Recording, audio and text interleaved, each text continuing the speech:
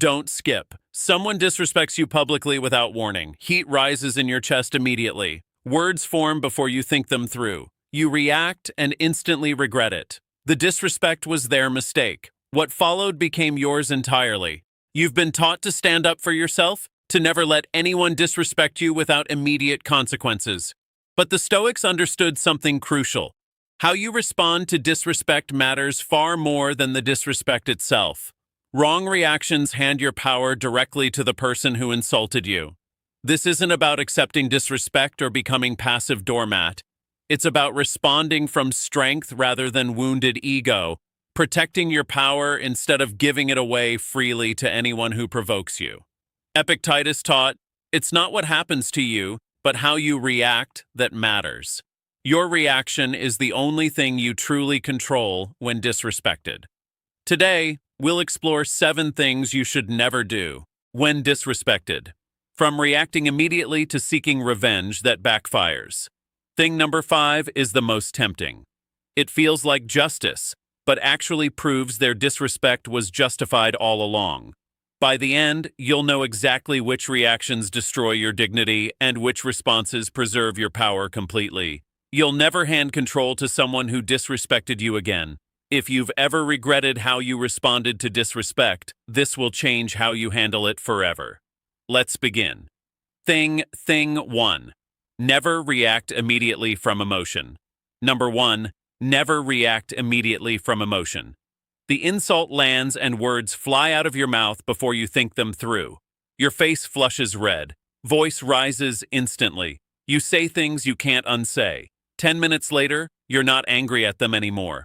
You're angry at yourself for losing control so completely. Immediate emotional reactions bypass your rational mind entirely. You respond from wounded ego, not wisdom. The words that emerge are designed to hurt back, not to handle the situation effectively at all. These reactions almost always escalate conflict and make you look worse than the person who disrespected you in the first place. When you react immediately, you prove you can be easily destabilized by anyone. Others watching see someone who lost control, not someone who was wronged. The disrespecter wanted a reaction. You gave them exactly what they wanted. You've handed them proof that their words have power over you.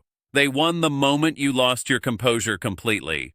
Daniel received insulting email from colleague questioning his competence in front of entire team without warning. Rage flooded through him immediately. He fired back within minutes, point-by-point rebuttal with personal attacks woven throughout every paragraph. His fingers moved faster than his mind could keep up. The response felt satisfying for exactly 10 minutes afterward. Then, reality arrived hard. His manager called. The email chain had been forwarded upward to leadership. Everyone saw Daniel's aggressive response, not the original insult that triggered it. He looked unprofessional and petty, while the colleague who started it seemed calm by comparison now. His immediate reaction had transformed him from victim to aggressor in everyone's eyes. The disrespect was forgotten quickly. His reaction became the story everyone remembered and discussed for months afterward around the office. The Stoics practiced the pause between stimulus and response religiously. Marcus Aurelius wrote, "You have power over your mind, not outside events. Realize this and you will find strength." That pause is everything. Create space before responding to anything that triggers you emotionally. Leave the room if needed. Wait 24 hours before replying to messages that anger you. The pause is where your power lives. Use it wisely. When disrespected, implement the 24-hour rule for non-urgent situations. For immediate confrontations, take 3 deep breaths before speaking any words at all. Ask yourself honestly, will this response make me look stronger or weaker to everyone watching? If weaker, stay silent until you can respond from calm strength instead of wounded ego. The pause gives you something immediate reaction never can: choice. In that space, you decide who you'll be in this moment. That choice is freedom itself. Immediate reactions hand them power. But there's another mistake just as damaging: over-explaining yourself to someone who disrespected you. That's thing number 2. Thing number 2. Thing 2. Never over-explain or justify yourself. Never over-explain or justify yourself. They insult you, and suddenly you're defending your entire life story to them, explaining your choices in detail, justifying your worth with evidence. Every explanation makes you smaller. While they watch you scramble desperately, you've turned their disrespect into your trial, where you're the defendant. Over-explaining puts you in the position of defendant seeking approval from someone who's already shown they don't respect you. You're essentially asking them to validate you after they've demonstrated they won't. The more you explain, the more desperate you appear to everyone watching. Explanations become evidence of insecurity. People who disrespect you aren't confused about who you are. They've made a deliberate choice. No explanation changes a decision they've already made about you. Your detailed defense simply entertains them while confirming they've found someone easily rattled. Each justification signals that their opinion matters so much you'll perform to change it. It never works. Maya's relative dismissed her career choice as not a real job at family gathering in front of everyone. Instead of brief response or silence, she launched into detailed explanation lasting 10 minutes. Her education, her income, her achievements, her future plans, every credential she'd ever earned. 10 minutes of justification to someone eating dessert with smug expression. The relative nodded occasionally, clearly unmoved by any evidence presented so carefully. Others watched Mia perform her worth to someone who'd already decided to dismiss her completely. She'd turned casual insult into formal presentation where she was applicant and he was judge of her entire life. After she finished exhausted, the relative simply said, "If you say so." Nothing had changed except Maya now felt smaller than before. She started explaining herself to someone who didn't deserve explanation at all. Seneca wrote, "We suffer more often in imagination than in reality. The suffering of being misunderstood exists mostly in your head." The Stoics didn't seek approval from those who demonstrated unworthiness to give it. Your worth exists independent of anyone's opinion of you. Those who matter already understand who you are. Those who don't matter don't deserve your explanation. Save your energy for people who've earned it through demonstrated respect over time. When tempted to explain yourself after disrespect, ask honestly, has this person shown they deserve my explanation? Would any explanation actually change their mind about me? If no, to either question, respond briefly, or not at all. You're entitled to your opinion ends the conversation without performance. Your silence speaks louder than any defense ever could to those paying attention. The disrespect reveals them. Your restraint reveals you. Let that contrast speak entirely for itself. If you've ever exhausted yourself explaining your worth to someone who'd already decided not to see it, drop my silence, my power below. Your restraint might free someone still performing for the wrong audience. Over-explaining makes explaining you small, but there's another reaction that destroys your dignity even faster. Seeking validation from everyone about what happened. That's thing number 3. Thing number 3, never seek thing 3. Never seek validation from everyone about it. Validation from everyone about it. You've been disrespected and now you need everyone to know about it. You tell friends, family, co-workers, anyone who will listen to your story. Each retelling feels like building your case stronger, but you're actually building your reputation as someone who can't handle conflict without an audience. Seeking validation from everyone transforms private insult into public identity. You become the person who was wronged, defined entirely by someone else's actions. Each time you retell the story, you relive the disrespect while others grow tired of hearing it. Your need for agreement signals clearly that you can't validate yourself. People who constantly discuss how they've been wronged become exhausting to others over time. What starts as sympathy becomes avoidance. Others begin to wonder if maybe you invite this treatment somehow. Your reputation shifts from victim of one incident to someone who dwells on negativity constantly. The disrespect was one moment. Your broadcasting of it extends the damage indefinitely. After public criticism from supervisor, Ethan told everyone who would listen without restraint. Colleagues at lunch, friends after work, family on weekends, the same story retold with growing embellishment each time he shared it with new audience. Initially, people sympathized and agreed the supervisor was wrong to do that publicly. But weeks passed, and Ethan still discussed it constantly without moving forward. He noticed people changing subjects quickly when he brought it up again. Co-workers avoided lunch with him. Friends stopped asking about work entirely, knowing exactly what would follow. He'd wanted allies, but created distance instead. Others saw someone unable to move past single incident, still seeking agreement about something everyone else had forgotten weeks ago. His quest for validation had become his defining characteristic, far more memorable than the original disrespect itself. Marcus Aurelius journaled privately about his struggles rather than seeking public agreement. He wrote how much time he gains who does not look to see what his neighbor says or does, but only at what he himself is doing. Process difficult experiences with one or two trusted people maximum. Your healing doesn't require unanimous agreement that you were wronged. Internal resolution matters infinitely more than external validation from everyone you know. Limit discussion of disrespect to maximum two trusted people who've proven they can listen without gossip. Vent once, process fully, then stop repeating. Ask yourself honestly, am I sharing to process or to gather allies? If gathering allies, you're building case for court that doesn't exist. Handle it, then move forward completely. Your silence about the incident doesn't mean it didn't hurt. It means you've processed it internally and refused to let it become your identity. Seeking validation extends the damage indefinitely, but there's reaction even more destructive. Trying to get revenge on the person who disrespected you. That's thing number 4. Thing 4. Never seek revenge or try to hurt them back. 4. Never seek revenge or try to hurt them back. They disrespected you, so now you'll make them pay for it. You plot, you scheme, you wait for perfect opportunity to strike back.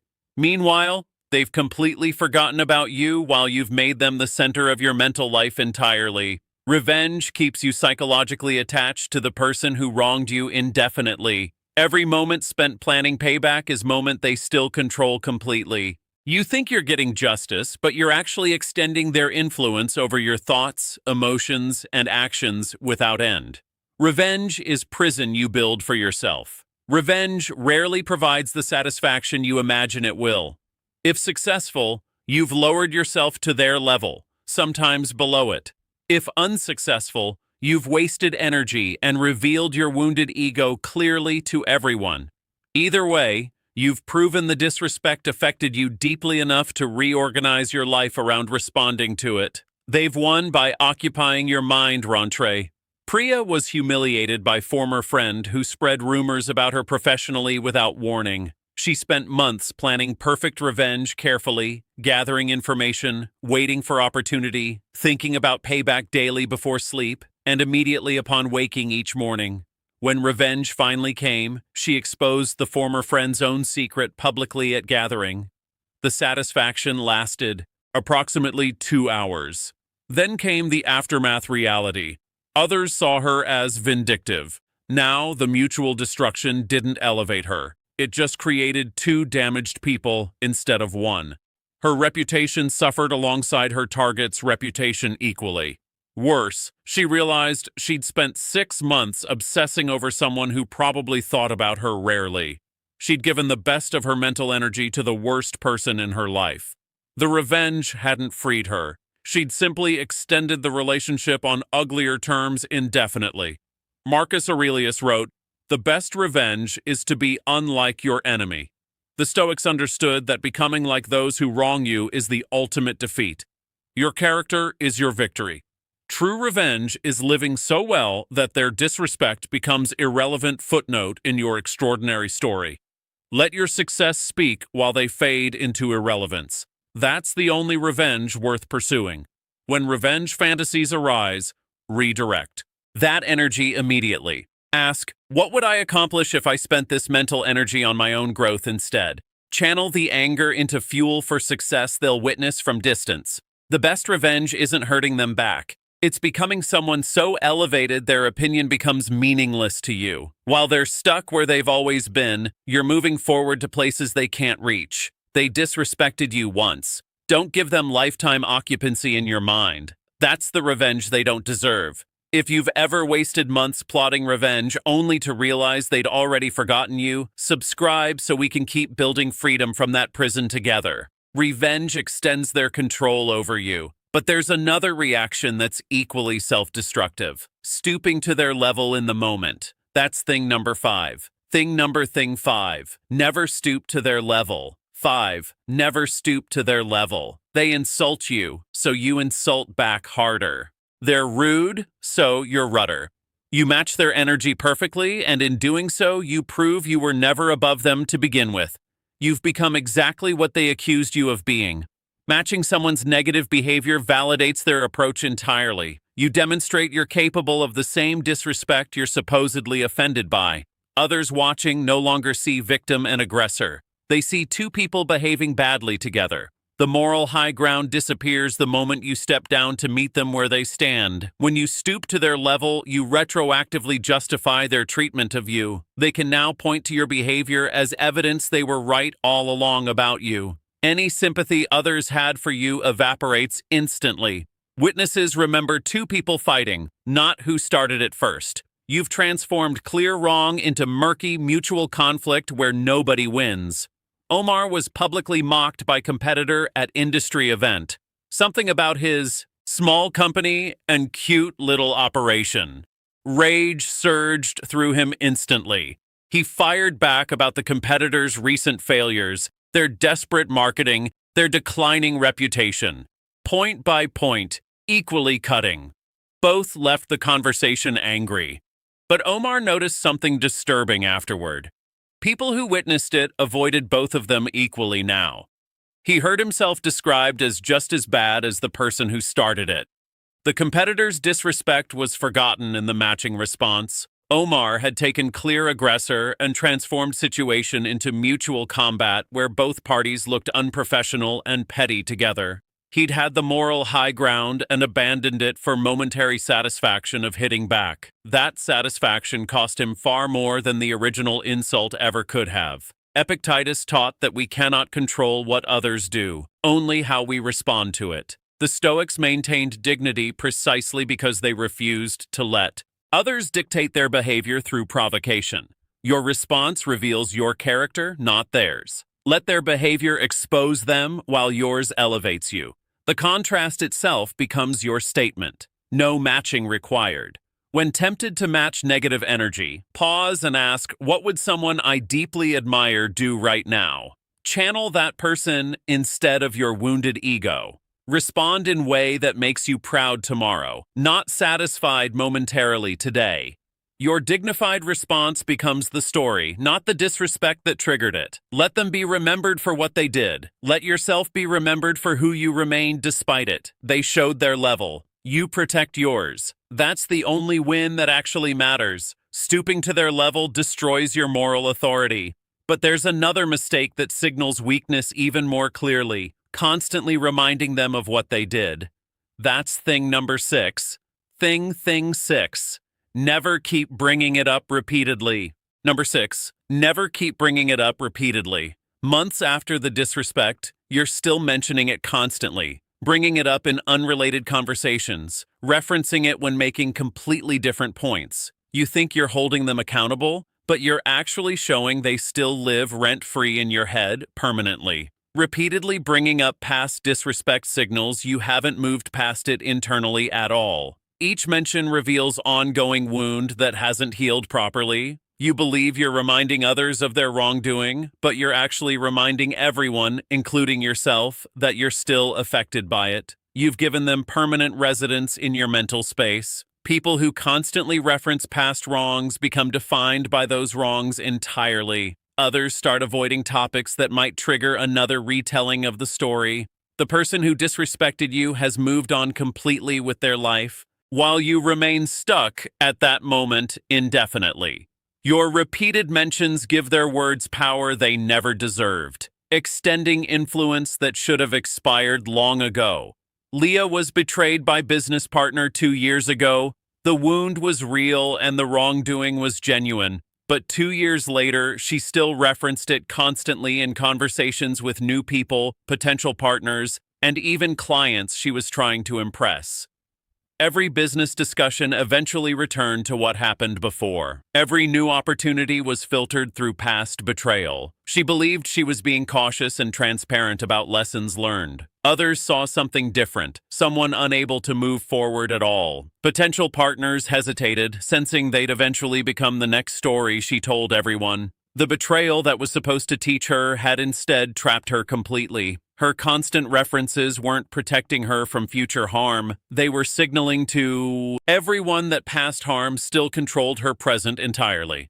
The partner had moved on to new ventures successfully. Leah remained frozen in that moment of betrayal indefinitely. Seneca advised, "Cease to hope, and you will cease to fear." Applied here. Cease to dwell, and you will cease to suffer from past disrespect completely. The Stoics practiced present moment focus deliberately. What happened is done completely. Constant reference keeps it alive artificially. Extract the lesson, implement the change, then release the story entirely. Your growth is proof you've learned. Constant reminders aren't necessary. Give yourself deadline. After processing period, you no longer discuss the incident unless directly relevant to current situation. When urge to mention it arises, ask what purpose does this serve right now? If no clear purpose exists, redirect the conversation forward. Your silence about the past demonstrates you've risen above it completely. Your constant reference to it demonstrates you're still underneath its weight. They wronged you once. Don't give them power to wrong you daily through your own repeated remembering. Constant reminders keep you trapped in the past. But there's one final mistake that guarantees you'll lose all power, letting it change how you see yourself. That's thing number 7. Thing 7. Never let it define your self-worth. 7. Never let it define your self-worth. They called you something once. Now you question yourself constantly. Their words echo in your mind during quiet moments. You've allowed one person's disrespect to rewrite how you see yourself entirely. Their opinion has become your internal truth. When disrespect infiltrates your self-image, you've given the ultimate power away completely.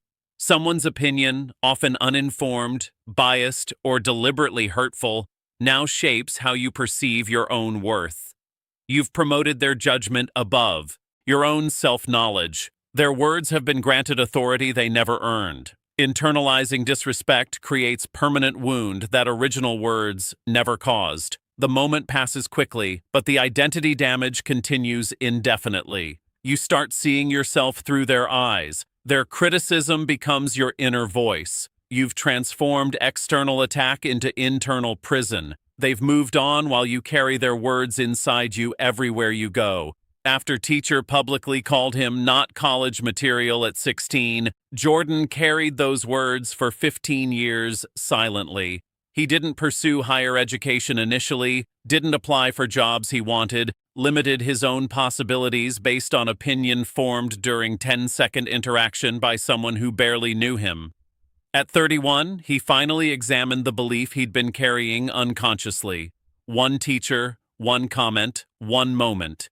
Yet it had shaped over a decade of decisions about who he was and what he deserved. He went back to school that year, graduated with honors 3 years later, built the career he'd avoided for 15 years based on borrowed belief that was never his to carry. The teacher probably forgot that comment within days of saying it. Jordan had made it the foundation of his identity for over a decade. Borrowed limitations are the most expensive kind. Marcus Aurelius wrote, "It never ceases to amaze me. We all love ourselves more than other people, but care more about their opinion than our own." The Stoics located worth internally, not in others' assessments. Your value isn't determined by popular vote or by those who disrespect you. What you know about yourself matters infinitely more than what they said about you once. When disrespect starts affecting self-image, ask, would I accept this person's opinion on other matters? If they're not authority on your worth, why accept their assessment now? Write evidence of your actual value, achievements, qualities, impact. Return to this evidence when borrowed beliefs try to define you. You know yourself better than anyone who disrespects you ever could. Their words revealed their limitations, not yours. Don't carry their baggage as your identity. The disrespect was theirs. The life you build afterward is yours. Don't let their moment become your lifetime. Those are 7 things you should never do when disrespected. But knowing what not to do is only half the battle. Let's talk about what this wisdom really means for your life. We've explored 7 things you should never do when disrespected.